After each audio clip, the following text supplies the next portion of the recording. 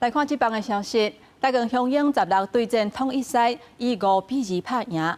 台江雄鹰外籍的投手后劲摕到这一季的第12个胜利，而且是下季连赢22场，实在是真无简单，而且嘛创下联盟新的纪录。再来看这礼拜的体育周报。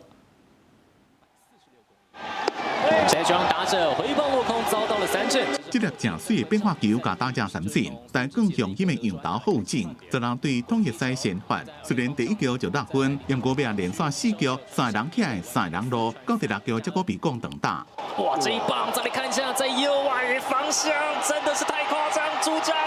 这是后进这季第一遍被攻轰了，统一赛2-1领先，因过台江下半局也连续摕2分超前。 这一棒来看一下，在左半边的平飞球落地行传打，跑者绕过了赛之后呢，决定要来冲刺，这个回传球过来，来不及塞。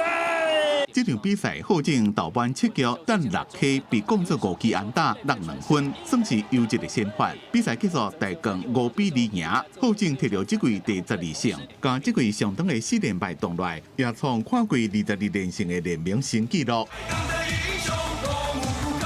后进摕到这场的单场 MVP， 伊讲无想多，就是平常心投。It was just a secondary topic, you know.